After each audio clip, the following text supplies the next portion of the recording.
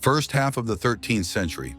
The Mongol Empire created by Genghis Khan is rapidly expanding its controlled territories. Unable to withstand the onslaught of the Mongol army, the Khwarezmian Empire fell under the rule of Genghis Khan. But the son of the late ruler of the Khwarezmian Empire, Jalal al-Din Mangburni, did not plan to surrender and tried to gather forces to stop the Mongol invasion. However, it was almost impossible to resist the power of the Mongol horsemen at the beginning of the 13th century, so in the Battle of the Indus River in 1221, the army assembled by Jalal al-Din Mangburni suffered a crushing defeat, and he himself was forced to flee to the territory of the Delhi Sultanate to save his life. In turn, Genghis Khan did not plan to release Jalal al-Din, who dared to challenge him, and therefore he poisoned a large detachment of Mongol horsemen in pursuit of him. Very soon, the Mongol detachment pursuing the last Khwarezm Shah crossed the borders of the Delhi Sultanate, which became the first Mongol invasion of India in history.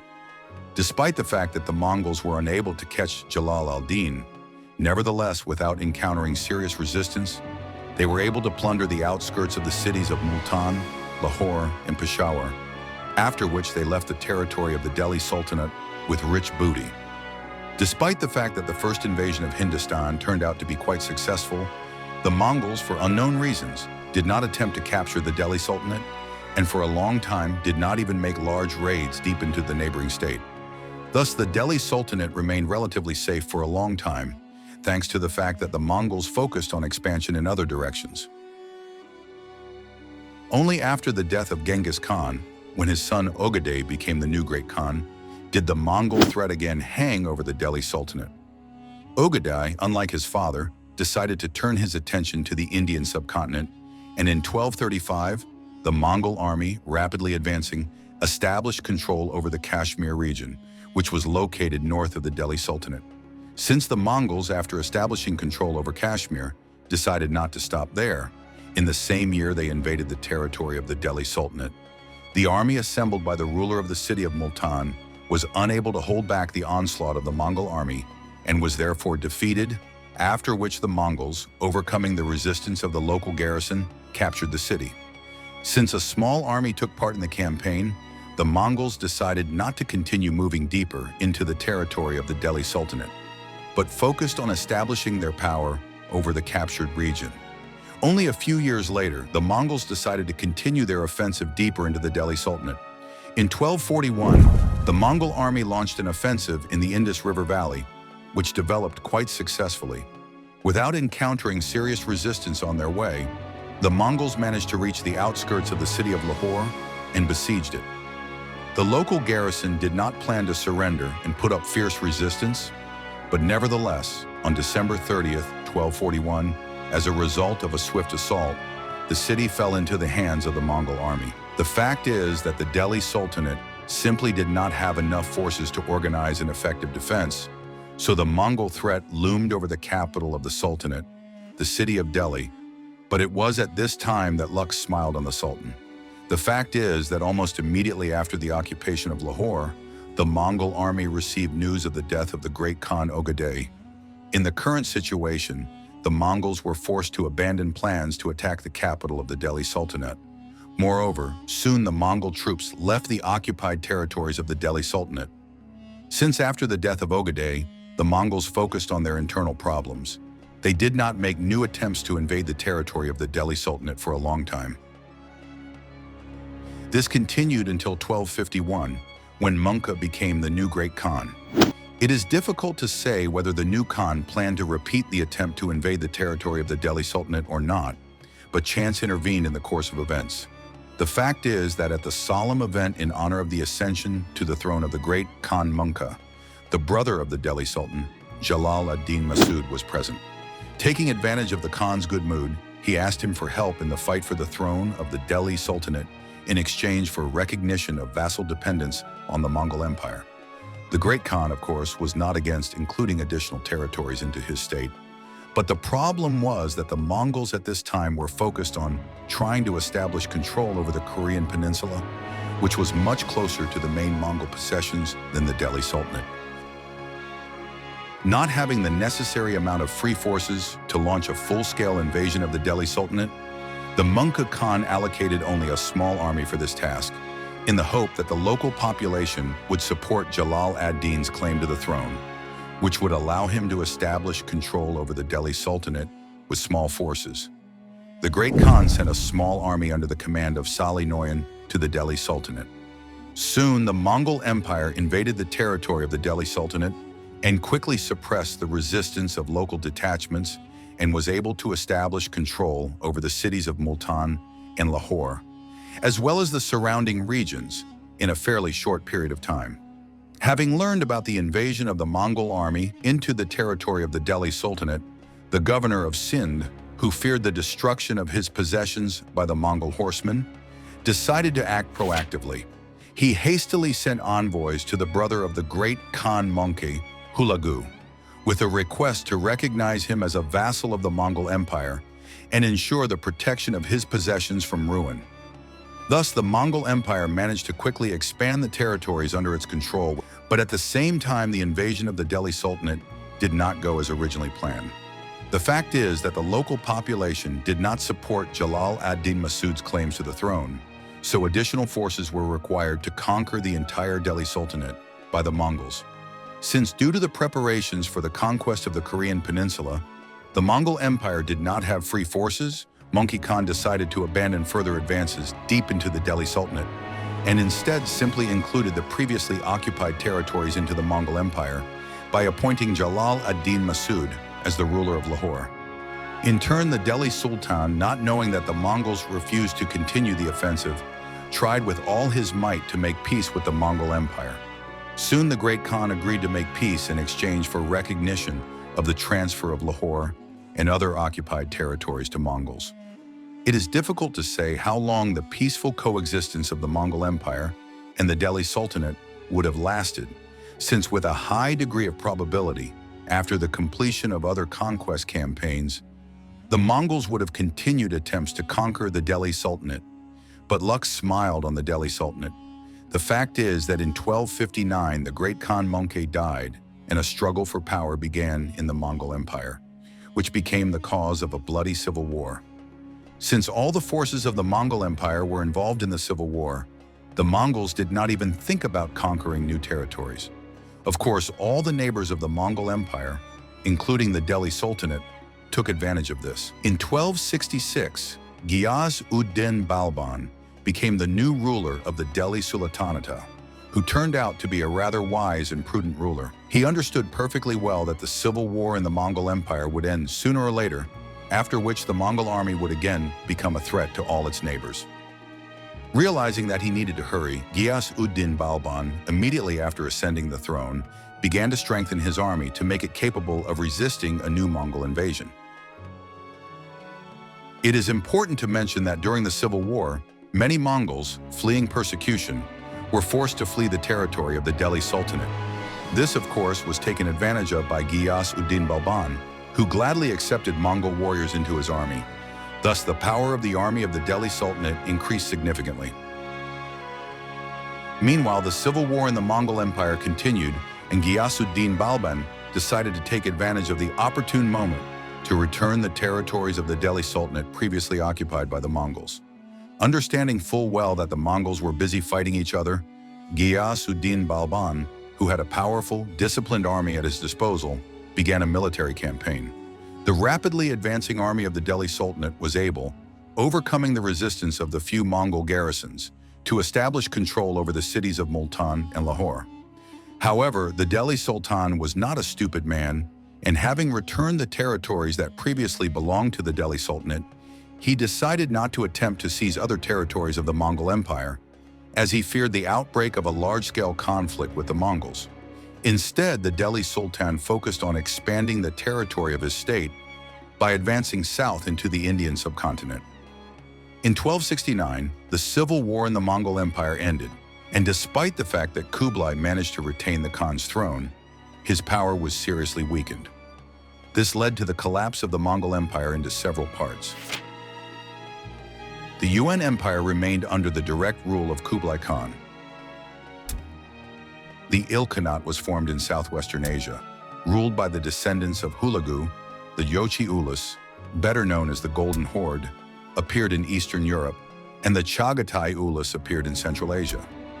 The fact that Kublai was nominally considered the Khan of the entire Mongol Empire deserves special mention, but in fact it ceased to exist, being divided into independent states.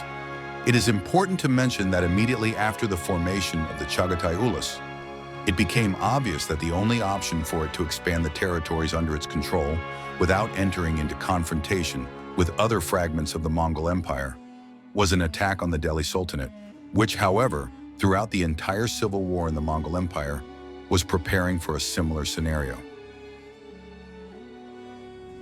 It should be mentioned that immediately after the end of the civil war in the Mongol Empire, the Chagatai Ulus was seriously drained of blood, so at the initial stage its rulers did not think about expanding the territories under their control, but focused on restoring their strength.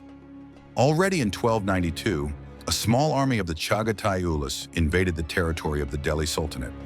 It is difficult to say whether it was a full-scale invasion or a predatory raid, but the Delhi Sultanate was ready for the invasion this time.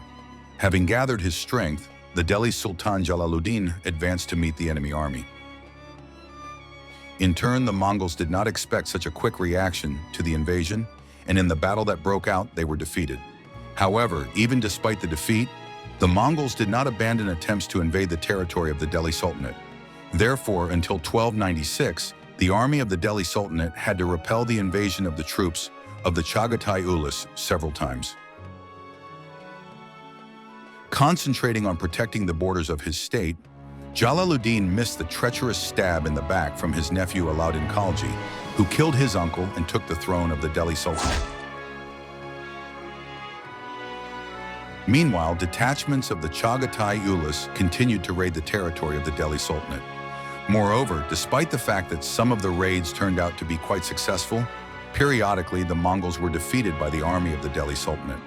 At the end of 1299, the ruler of the Chagatai Ulus, Dua Khan, decided to organize a full-scale invasion of the Delhi Sultanate with the aim of capturing its capital, Delhi, and including the entire territory of the Sultanate into the Chagatai Ulus.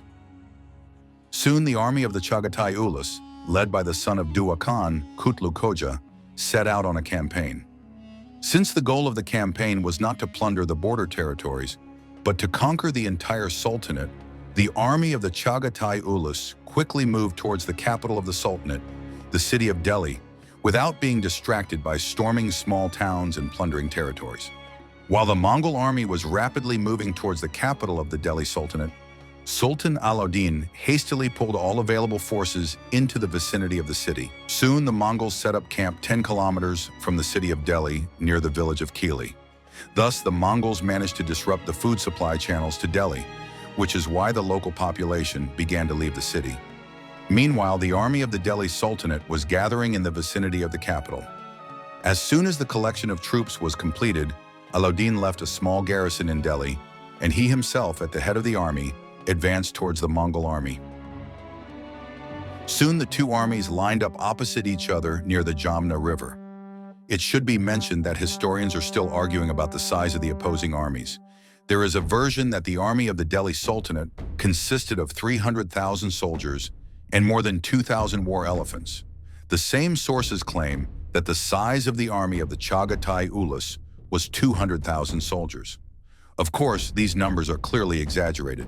Therefore, a more realistic version is that in Kutlug's army, there were about 20,000 warriors, while under the banners of the Delhi Sultan, there were about 30,000 warriors and no more than 100 war elephants.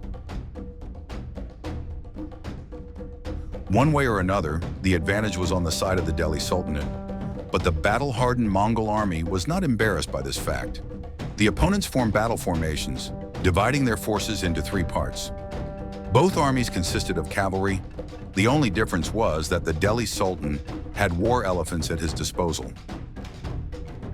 It should be mentioned that even knowing about his numerical advantage, Alauddin was in no hurry to attack the enemy, planning to wait for reinforcements to arrive in order to increase his numerical superiority over the enemy. But Zafar Khan, who commanded the right flank of the army of the Delhi Sultanate, had completely different plans. Without waiting for an order from the Sultan, he gave the command to his cavalry and war elephants to launch an attack. hoping, thanks to their numerical advantage, to overturn the enemy's left flank, and also that the entire army of the Delhi Sultanate would join the attack. Zafar Khan's war elephants and cavalry quickly went on the attack and very soon collided with the left flank of the Mongols. Under the powerful onslaught of war elephants, the Mongols began to slowly back away, but continued to fight. Realizing that the battle was developing in his favor, Zafar Khan ordered his cavalry to intensify the onslaught, and soon the left flank of the Mongols trembled and began to hastily retreat. Inspired by the success, Zafar Khan's cavalry and war elephants began to pursue the enemy, and thereby made a fatal mistake. Soon the retreating left flank of the Mongols stopped and counterattacked the enemy pursuing him. And part of the Mongol horsemen from the central part of the army struck the rear of Zafar Khan's cavalry. Thus, the situation on the battlefield changed dramatically, and the right flank of the army of the Delhi Sultanate was surrounded. At the same time, the right flank and center of the Mongol army also launched an attack, which was met by a counterattack by the troops of the Delhi Sultanate. A bloody battle broke out, and while the center and left flank of the Delhi army were able to hold back the enemy's onslaught, the encircled right flank suffered huge losses. Nevertheless, Zafar Khan continued to fight and rejected the Mongols' offer to surrender. Despite desperate resistance, very soon the right flank of the Delhi Sultanate was completely destroyed, and the liberated forces of the Mongols began to move toward the site of the ongoing battle in order to hit the rear of Alauddin's army. It would seem that the victory of the Mongols is inevitable, but at this time Kutlug, who fought in the front ranks of his army, was seriously wounded. Sometime after Kutlug was wounded, the Mongols were ordered to retreat to regroup.